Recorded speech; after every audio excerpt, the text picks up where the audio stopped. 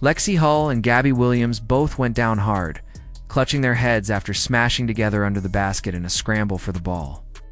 For a few seconds, Gainbridge Fieldhouse froze. Williams sat dazed. Hull staggered to her feet, a swelling, not already forming above her eyebrow, before disappearing down the tunnel. Fans whispered among themselves, certain her night was done. One more name added to a long injury list that had already stretched the Fever to their breaking point. But just minutes later, Hull reemerged, the lump visible but her expression unshaken. Diving on the floor for loose balls, battling for rebounds, she played as if nothing had happened. That act of toughness, that refusal to fold, defined not just her night, but the entire identity of this Indiana Fever team. They had walked into Nike's carefully orchestrated Caitlin Clark celebration night without Caitlin Clark, the banners. The shirts, the logos plastered across the arena, told one story of a global superstar whose brand was only getting bigger. But the court itself told another. Clark sat courtside in a warm-up fit, still sidelined by the groin injury that had kept her out since mid-July. Next to her absence was an even longer list of names. Sophie Cunningham, Ari McDonald, Sydney, Colson, all out for the year. Kayla Pointer was managing knee pain. Half the backcourt rotation was gone. The team that took the floor was patched together, undermanned, and fighting for its postseason life, they entered the game 19-18. Clinging to the 8th and final playoff seed, Seattle, sitting just above them in 6th, represented not just another opponent, but a direct rival in the standings. A loss would mean sliding further toward the edge of elimination. The pressure was suffocating even before the opening tip, yet the Fever players carried themselves like they were stepping into a proving ground. And in the middle of it all, Lexie Hull's swollen forehead became the symbol of the night. This team would not go down quietly. Coach Stephanie White later called the collision disgusting. But she praised Hull's refusal to quit. Aaliyah Boston put it more bluntly. Lexie is the definition of tough. Hull herself brushed off the pain. She could play, she said, then she would play. The team mattered more than how she looked, more than the discomfort. That was the standard she set, and it rippled through the entire roster. And then came Boston. With no Caitlin Clark to stretch the floor, the Fever leaned into their most reliable weapon, inside dominance. Boston was unstoppable, punishing Seattle's front court with deep seals, soft touch, and brute strength. She poured in 27 points, grabbed 9 rebounds, and made every possession feel like a war she was determined to win. Whenever the Storm tried to double her, she forced the issue anyway, and when they collapsed, she kicked the ball out for easy looks. But it wasn't just scoring, it was tone-setting. Odyssey Sims, mid-season signing, played like she'd been waiting for this stage. All her life, 22 points, a fearless pace in transition, in the moment of the game, a deep 3 from the logo that dropped straight through and blew the roof off the arena. For a team missing its superstar sharpshooter, Sims' swagger filled the void. Beside her, Kelsey Mitchell delivered the steady brilliance that's defined her entire career.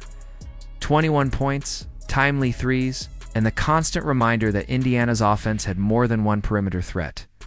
Together, Boston, Sims, and Mitchell turned a thin, vulnerable roster into a 3-headed attack Seattle couldn't contain. Halftime, the rebounding numbers told the story. Indiana 42. Seattle 21. Every miss fell into Boston's hands. Every second chance became another dagger. Seattle's guards tried to force action, but Indiana's defense rotated with precision, turning stops into breakouts. The Storm managed only 3 fast break points all night. By the fourth quarter, the Fever weren't just surviving. They were dominating. A 95-75 victory wasn't a fluke or a grinded-out escape. It was a statement, the most complete performance the team had put together in weeks, and their first season sweep of Seattle in years. The timing couldn't have been sharper. On the same night Clark's new Nike logo was unveiled, Indiana proved they were more than a one-star attraction. The crowd had come for the spectacle, but they stayed to roar for a roster that embraced toughness, defense, and relentless effort. Even the stat sheet reflected the collective grit.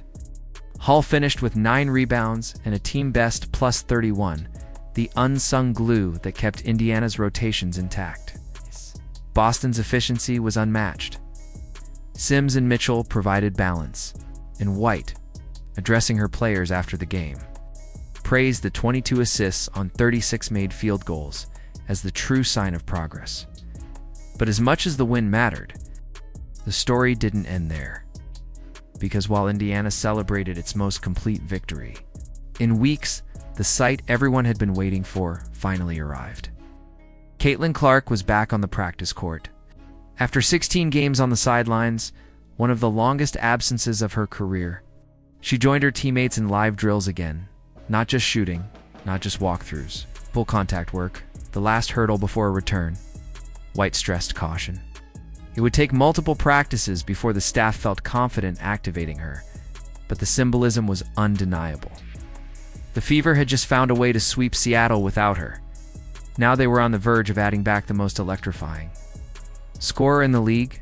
The playoff picture sharpened around the same time. 6 games left, the 6th seed temporarily secured, but the margin razor thin. One losing streak could undo everything. That made Clark's return more than a storyline. It was survival.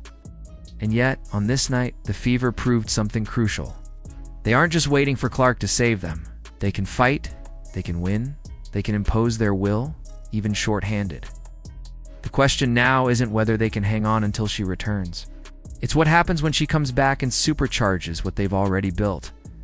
Lexie Hall's lump, Odyssey Sims logo 3, Aaliyah Boston's dominance, Kelsey Mitchell's calm fire together, they rewrote the narrative of Indiana's season.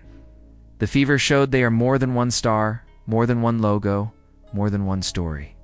And with Clark on the edge of returning, their ceiling suddenly looks much higher than anyone imagined just a week ago. So is this the night? Indiana shifted from injured pieces into a true playoff threat. How far can the Fever go once Caitlin Clark rejoins this battle-tested core? Drop your thoughts in the comments. Let us know if you've got the Fever. And don't forget to like, subscribe, and turn on all notifications so you never miss a moment.